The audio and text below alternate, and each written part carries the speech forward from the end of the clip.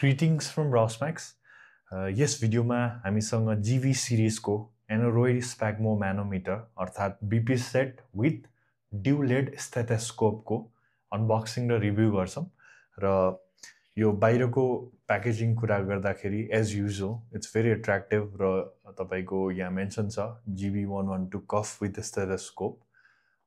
तपाईँले साइडमा इन्स्ट्रक्सन्सहरू पाउन सक्नुहुन्छ, फिचर्सहरू पाउन सक्नुहुन्छ भने ब्रान्डिङ राम्ररी गरिएको छ र बक्सभित्र हजुरले एउटा प्लास्टिकमा ब्याग पाउन सक्नुहुन्छ र भित्र एउटा एकदमै कम्प्रिहेन्सिभ इन्स्ट्रक्सन म्यानुअल जुनमा चाहिँ प्रक्रियाहरू बुझाइएको छ भने यो चाहिँ वारेन्टी कार्ड पनि हो। हजुरहरूले पढ्नु होला पोलिसिजहरू र कसरी चलाउने तपाईँले थोरै यसमा जानकारी दिएको छ र प्लास्टिकभित्र एउटा राम्रो स्टोरेज ब्याग दिएको छ जुन चाहिँ तपाईँको चेन सिस्टमको रहेछ र ब्यागभित्र हामीले बीपी सेट स्प्याग्मो म्यानोमिटर देख्न सक्छौँ र यसभित्र अर्को एउटा स्टेथोस्कोप जुन चाहिँ ड्युल हेड रहेको छ त्यो देख्न सक्छौँ र हामीले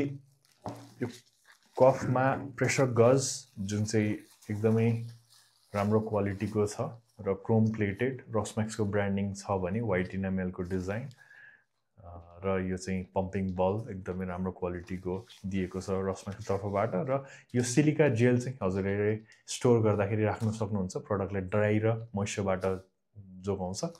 र हामी स्टेथोस्कोपतर्फ लागौँ। पहिलो यो चाहिँ तपाईँसँग आउँदाखेरि प्रिएसेम्बल भएर आउँछ, तर यदि यस्तो कन्डिसनमा आएको छ भने पनि यसलाई इजिली हामीले एसेम्बल गर्न सक्छौँ जुन म तपाईँलाई देखाउँदैछु। हामीसँग यो तीनटा पार्ट छ। एउटा छ तपाईँको चेस्ट पिस, अर्को तपाईँको हेड र यो चाहिँ ट्युब रहेको छ र यसलाई सिम्पली एकदमै सजिलो किसिमले हामीले घरैमा एसेम्बल गर्न सक्छौँ। यसलाई कुनै पनि साइडमा तपाईँले मजाले यसरी लाउनु होला र यो चेस्ट पिसलाई तपाईँले at the end of the ट्युबलाई कनेक्ट गरिदिनु होला।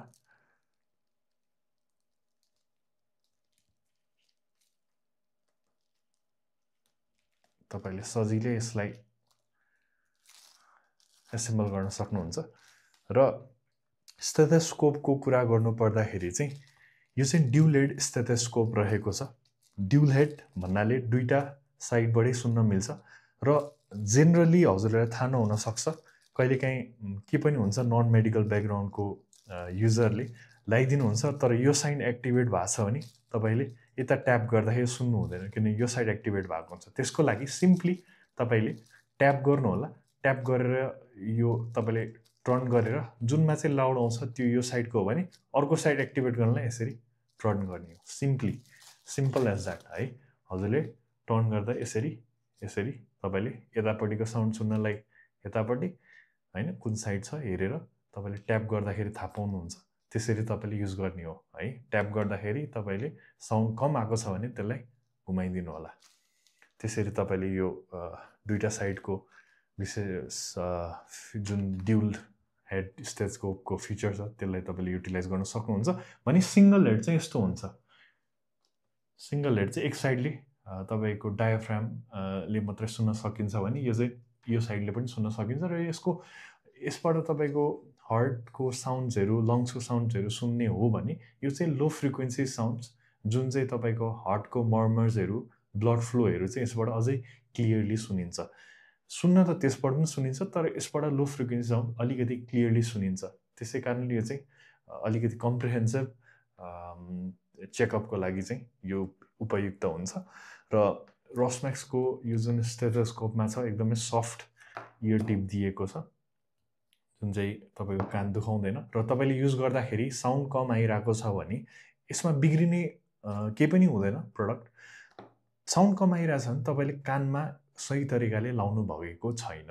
जेनरली हामीले कति पनि पाएको छौँ भन्दाखेरि यो चाहिँ तपाईँको कानको माथि भित्रको हड्डीमा अड्किरहेको एउटा साइड र एउटा साइड मात्रै कम सुनिने एउटा साइड चाहिँ बेसी सुनिने त्यस्तो केही पनि हुँदैन किनभने यो चाहिँ मेकानिकल डिभाइस हो। यसमा डिजिटल सेन्सर्सहरू केही पनि हुँदैन है।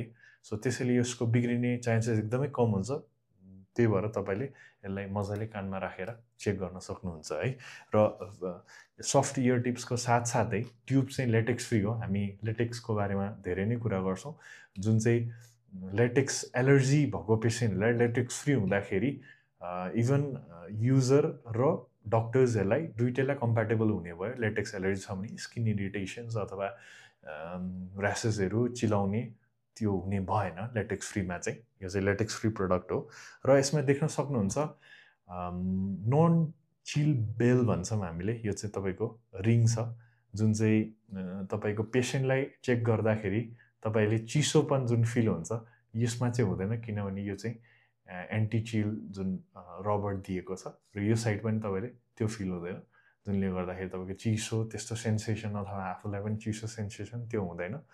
र यो चाहिँ हेडको चेस्ट पिसको विशेषता भयो। भनी लेटेक्स फ्रीकै कुरा गर्दाखेरि हाम्रो कफ पनि, ब्ल्याडरदेखि लिएर पम्पिङ बल्ब यो सबै लेटेक्स फ्री हो। द्याट इन्स्योर्स कि सबैलाई कम्प्याटेबल हुन्छ, जसलाई लेटेक्स एलर्जी हुन्छ उहाँहरूलाई पनि कम्प्याटेबल हुने भयो। र स्पेसली यो 120+ कन्ट्रिजमा जाने कारणले चाहिँ हामीले यो चाहिँ सबैलाई कम्प्याटेबल हुने प्रडक्ट युज गरेका छौँ। र यो कफ चाहिँ मिडियम साइजको छ, 25.4 40 सेन्टिमिटर भनी हामीसँग स्मल जुन चाहिँ यो साइजको दिएको छ 18.4 26.7 र मिडियम यही साइजमा कफ मात्रै, र लार्ज पनि जसको बाइसेप ठुलो छ उहाँहरूले यो बेग्लै तपाईँले खरिद गर्न सक्नुहुन्छ आफ्नो रिक्वायरमेन्ट अनुसार। र कफ बिग्रियो भने हजुरले कफ मात्रै पनि रिप्लेस गर्न सक्नुहुन्छ, किनभने जेनरली यिनीहरू प्रोडक्टहरू त केही पनि हुँदैन, ओभर द टाइम मजाले टिक्ने प्रोडक्टहरू हो यिनीहरू। तर कफ चाहिँ तपाईँको जति धेरै युज हुन्छ त्यति चाँडो वेयर एन्ड टियर हुने भयो, किनभने यो कपडाको मेटेरियल भयो।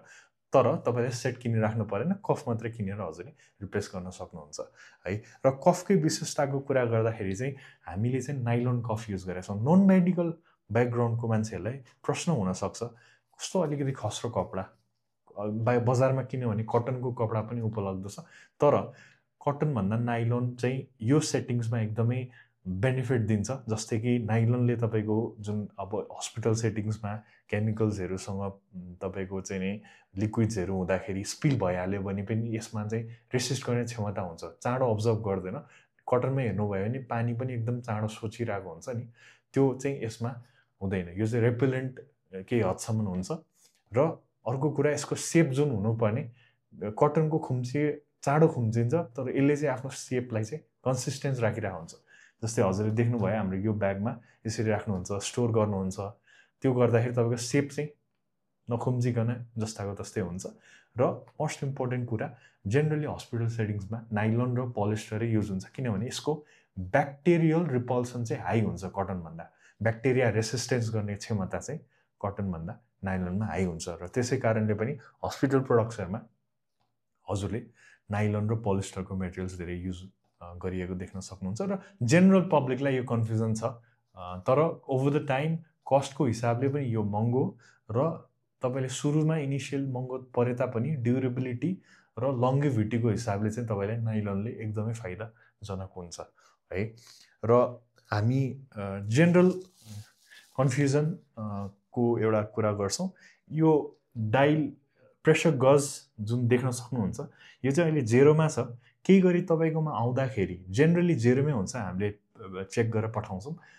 र 0भन्दा माथि अथवा कतै गएको छ भनी पनि तपाईँ नआत्तिनु होला, यसलाई इजिली हजुरले एडजस्ट गर्न सक्नुहुन्छ। मसँग यहाँ 7को रिन्च छ, तपाईँले कुनै रिन्च लिएर यसलाई सिम्पली यहाँ यसरी तपाईँले यसलाई यहाँ हुक गर्न सक्नुहुन्छ, र यसलाई तपाईँले काउन्टर क्लकवाइज गर्दाखेरि 0भन्दा उता क्रस हुन्छ, र तपाईँले यसलाई क्लकवाइज गर्दाखेरि यसरी आउँछ है। जस्तो मानिलिनुहोस् तपाईँको यति छ भने तपाईँले यसलाई घुमाएर फेरि 0मा राख्न सक्नुहुन्छ, किनभने यो चाहिँ झर्दाखेरि पनि यो तलमाथि हुनसक्छ है। यो चाहिँ सिपिङ गर्दा पनि हुनसक्छ भने तपाईँले आफै झर्नुभयो भने पनि यो तलमाथि हुन्छ। त्यो हुँदाखेरि तपाईँले सिम्पली यसलाई यसरी सेल्फ रिपेयर गर्न सक्नुहुन्छ, जुन चाहिँ हाम्रो प्रडक्ट इमेजेसमा पनि प्रोभाइड गरिएको छ, र सिम्पल छ, घरैमा गर्न सकिन्छ। र यो थियो रसम्याक्सको तर्फबाट चाहिँ नि स्प्याग्मो म्यानोमिटर विथ ड्युल हेड, जुन चाहिँ हामीले देखाइसकेका छौँ र यो चाहिँ प्रेसर गज होल्डर हो जुन चाहिँ तपाईँले चेक गर्दाखेरि एकदमै कन्भिनियन्ट हुन्छ यसरी तपाईँले यसलाई यहाँ राखेर यसरी तपाईँले चेक गर्न सक्नुहुन्छ है र कुनै पनि जिज्ञासा र वारेन्टीको कुरामा हजुरले हामीलाई रिच आउट गर्न सक्नुहुन्छ तपाईँले च्याटको मार्फत अथवा कुनै स्टोरबाट पर्चेस गर्नुभएको छ भने उहाँहरूको थ्रु मार्फत अथवा रसम्याक्स नेपाललाई डिरेक्टली गुगलमा सर्च गरेर हामीले डिरेक्टली सम्पर्क गर्न सक्नुहुन्छ र यो थियो रसम्याक्सको GV सिरिजको स्प्याग्मो म्यानोमिटर with dual-lead stethoscope. Thank you for watching. See you in the next video.